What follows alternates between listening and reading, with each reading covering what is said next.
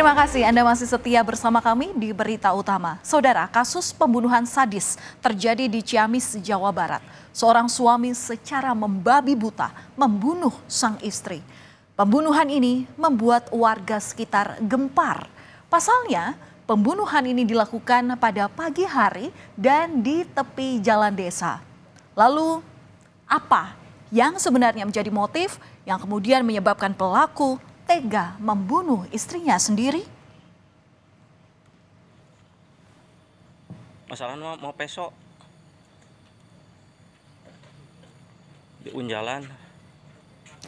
Pada Jumat 3 Mei 2024 pagi hari tepatnya, warga desa Cisontrol, Kecamatan Rancah, Kabupaten Ciamis digegerkan dengan aksi pria yang bernama Tarsum yang tega membunuh dan memutilasi istrinya sendiri.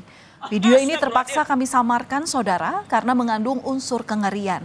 Warga yang mengetahui kejadian ini panik karena pelaku sempat menunjukkan tindak kejahatannya. Bahkan saat itu pelaku sempat berkeliling dengan membawa senjata tajam yang digunakan untuk memutilasi korban. Mereka yang panik langsung melaporkan kejadian ini ke polisi.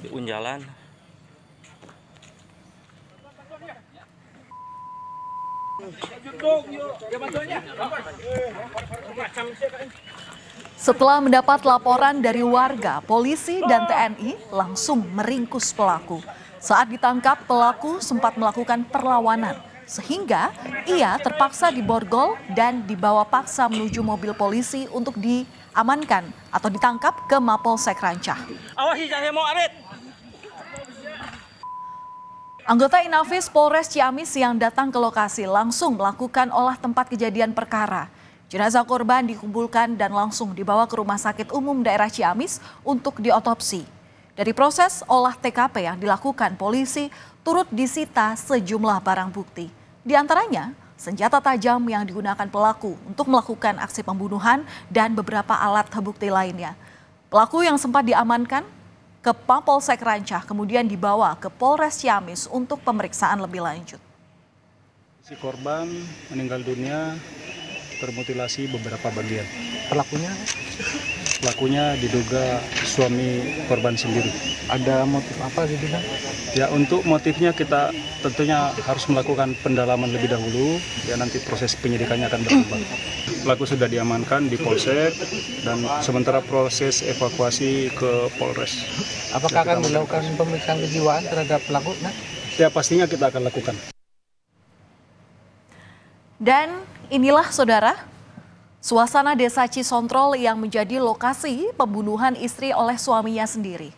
Polisi menyebut ada 3 lokasi yang menjadi saksi bisu atas kasus pembunuhan secara sadis. Di lokasi pertama, pelaku memukul kepala korban dengan benda tumpul. Luka trauma benda tumpul di kepala ini yang dinilai menjadi penyebab korban meninggal dunia. Kemudian di tempat kedua dan yang ketiga adalah lokasi di mana pelaku membawa bagian tubuh korban.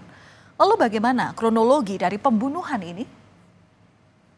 Kejadian ini diawali saat korban ini hendak pergi ke pengajian.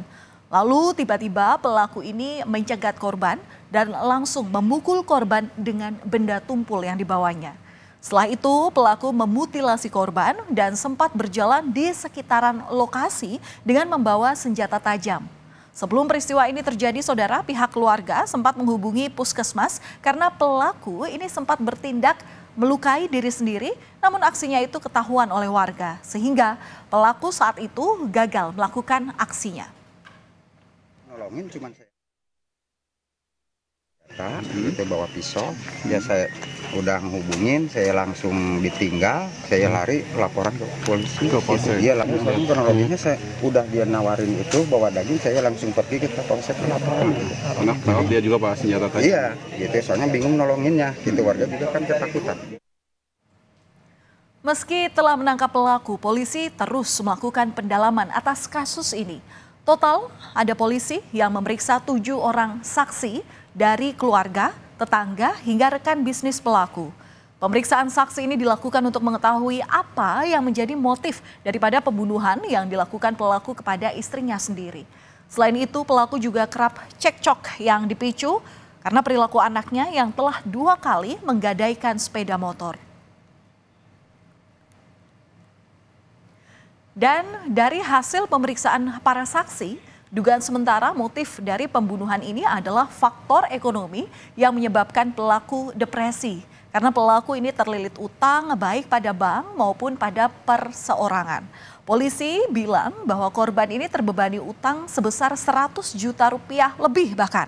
Namun polisi masih belum bisa memastikan motif utama di balik kejadian ini karena pelaku sering memberikan kesaksian yang berubah-ubah. Selama ini pelaku bekerja sebagai penjual dan pembeli kambing. Sudah kita periksa, memang menerangkan bahwa korban atau pelaku ini mempunyai utang di perorangan maupun di bank. Nah, ya untuk sementara kita belum menyimpulkan, yang jelas ada terlilit utang. Jumlahnya besar. Jumlahnya lumayan besar, di atas 100 juta.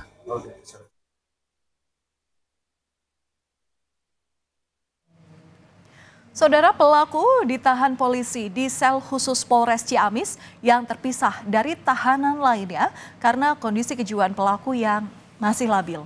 Selama tinggal di Desa Cisontrol, pelaku sering bergaul dengan warga.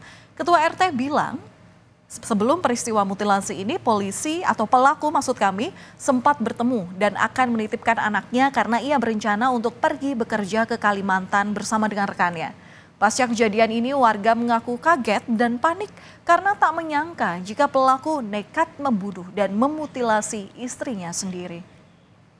Sebelum-sebelumnya nggak ada, gitu. Biasa-biasa orang baik-baik itu bergaul sama keluarga, sama tetangga, sama pernah datang ke rumah saya pada malam Rabu, gitu dia bilang. Cuman yang saya curigain karena saya datang ke minta bantuan, saya bilang bantuan apa? Cuman dia bilang tolong titip anak saya, gitu. Tolong titip anak saya, didik, katanya tolong urusin biar jadi orang yang benar, katanya yang baik, gitu. Tolong itu aja, gitu. Nah saya tanya, karena kecurigaan nggak biasanya dia menitipkan anak. Saya tanya, kamu mau kemana udah nitipin anak? Saya mau kerja, katanya. Kerja kemana? Ke Kalimantan. Polisi melakukan upaya pemeriksaan kejiwaan terhadap pelaku. Ini karena pelaku masih dalam kondisi yang tidak stabil kejiwaannya. Selain keterangan yang kerap berubah, pelaku juga cenderung menyakiti diri sendiri. Polisi terus berupaya untuk mengungkap motif utama mengapa pelaku tega memutilasi istrinya. Polisi dibantu dokter spesialis kejiwaan dari Rumah Sakit Umum Daerah Ciamis untuk memeriksa kejiwaan pelaku. Pemeriksaan kejiwaan ini dilakukan sejak Senin kemarin dan hari ini secara tertutup di Polres Ciamis, di mana di hari pertama polisi menyebut bahwa pelaku ini sangat tenang dan tidak banyak reaksi ketika diajak mengobrol oleh dokter ahli kejiwaan. Kondisi ini berbeda saat diperiksa oleh polisi saat awal kejadian, di mana keterangan korban berubah-ubah dan kondisi kejiwaannya masih labil. Namun saat diperiksa oleh dokter tadi pagi, pelaku sangat kooperatif dan dalam kondisi yang lebih tenang, menjawab pertanyaan seutuhnya. Hasil pemeriksaan kedua ini, pelaku mengalami depresi dan harus dirujuk ke Rumah Sakit Jiwa Cisarua, Kabupaten Bandung untuk observasi selama 14 hari. Hasilnya bahwa tetap untuk pelaku akan dirujuk ke Rumah Sakit Jiwa untuk dilakukan observasi lebih lanjut, supaya nanti menentukan layak dan tidaknya untuk dilakukan proses selanjutnya. Observasi menurut dokter akan dilaksanakan selama 14 hari ke depan. Diagnosanya sendiri apa? Diagnosanya depresi atau apa? Diagnosanya untuk kata dokter kejiwaan yaitu perlu diobservasi karena mengalami depresi. Saudara, tim dari Dinas Sosial Kabupaten Ciamis bersama TNI dan Polri mendatangi rumah korban dan bertemu dengan kedua anak korban. Kedua anak ini mengalami trauma berat atas kasus ini. Pemerintah akan melakukan pendampingan terhadap anak korban dengan mendatangkan psikolog untuk mengatasi rasa trauma hingga anak korban dinyatakan sembuh dan kembali normal. Anak korban tersebut akan kita dampingi dengan mendatangkan psikolog yang sudah bekerja sama dengan kita. Sehingga nantinya yang paling utama adalah anak korban tersebut tidak mempunyai sifat pendendam dan juga tidak putus asa dan bisa melaksanakan sekolahnya maupun menjalankan masa depannya dengan baik. Ya, dari peristiwa ini semoga polisi bisa mengusut secara terang benderang apa yang menjadi motif yang memicu pelaku tega memutilasi istrinya sendiri.